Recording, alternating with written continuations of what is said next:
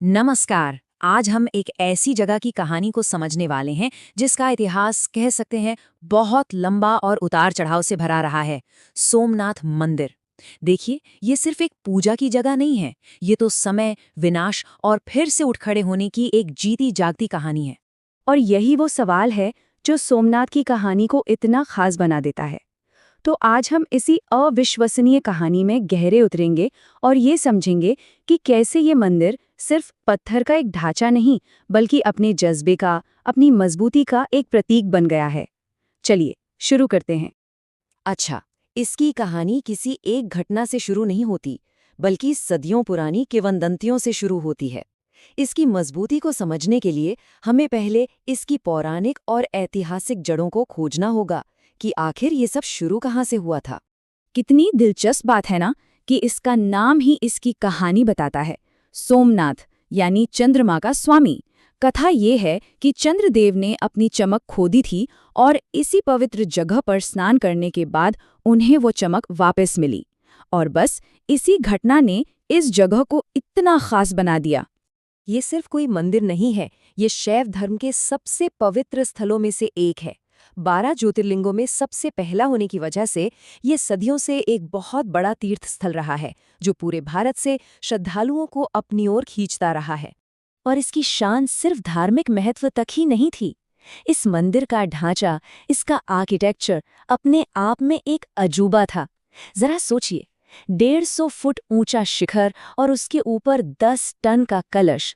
ये सिर्फ एक इमारत नहीं थी, बल्कि अपने समय की इंजीनियरिंग और कला का एक शानदार नमूना था। लेकिन शांति और भव्यता का ये दौर हमेशा के लिए नहीं था। अब हम मंदिर के इतिहास के उस बदनाम पन्ने की ओर बढ़ते हैं जिसने इसके भविष्य को हमेशा के लिए बदल दिया। ये वो घटना थी जिसने आने वाली कई सदियों के लिए तबाही का एक दर्दनाक सिलसिला शुरू कर दिया। साल था 1026। तुर्क शासक महमूद गजनवी ने मंदिर पर हमला किया। अब उसका मकसद सिर्फ जीतना नहीं था, बल्कि उसकी नज़र थी मंदिर की बेहिसाब दौलत पर। अंदाजा लगाया जाता है कि वो अपने साथ करीब 2 करोड़ दीनार के बराबर की संपत्ति लूटकर ले गया था। ये समझना बहुत जरूरी है कि ये हमला सिर्फ दौलत की लूट नहीं थी।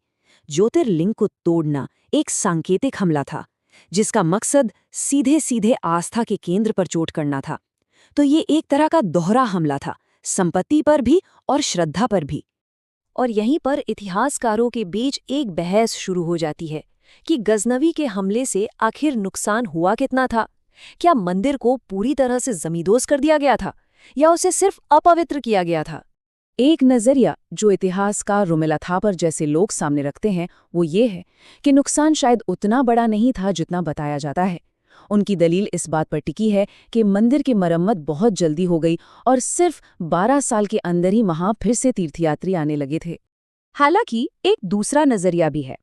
कई तत्कालीन इस्लामी इतिहासकारों ने, जिनमें अल बिरूनी भी शामिल थे, जो गजनवी के साथ ही भारत आए थे, उन्होंने मंदिर के विनाश की पुष्टि की है।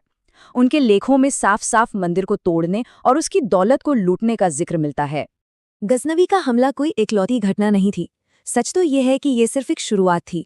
इसके बाद तो टूटने और फिर से खड़े होने का एक ऐसा लंबा और दर्दनाक सिलसिला चला जिसने सोमनाथ की पहचान को हमेशा के लिए बदल दिया।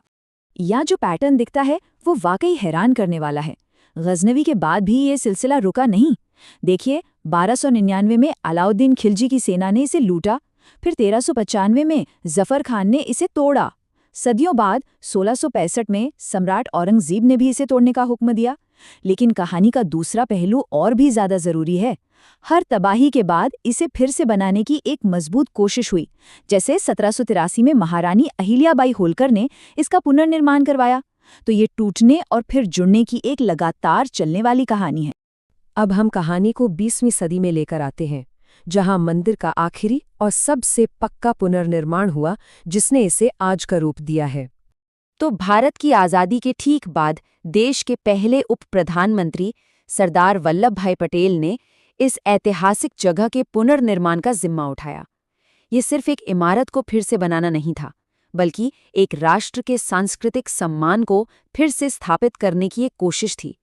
इस काम को महात्मा गांधी का भी साथ मिला, लेकिन उनकी एक बहुत जरूरी शर्त थी। उनका मानना था कि मंदिर को दोबारा बनाने का खर्चा लोगों की इच्छा और उनके दिए गए दान से होना चाहिए, ना कि सरकारी पैसे से। ये इसे एक जन आंदोलन बनाने का एक तरीका था। और फिर काम शुरू हुआ। 1950 में पुराने खंडहरों को हटाया गया और फिर 11 मई 1951 को एक ऐतिहासिक पल आया जब भारत के पहले राष्ट्रपति डॉक्टर राजेंद्र प्रसाद ने नए मंदिर में ज्योतिर्लिंग की स्थापना की। ये सदियों के संघर्ष के बाद एक नए दौर की शुरुआत का प्रतीक था। तो आज सोमनाथ मंदिर सिर्फ एक इमारत से कहीं ज्यादा है। ये एक विचार को दिखाता है, एक विरासत का प्रतीक है। मंदिर की ये कहानी बार बार टूटने और फिर से उठ खड़े होने की असल में खुद हिंदू धर्म के इतिहास में देखे गए उतार चढ़ाव को दिखाती है।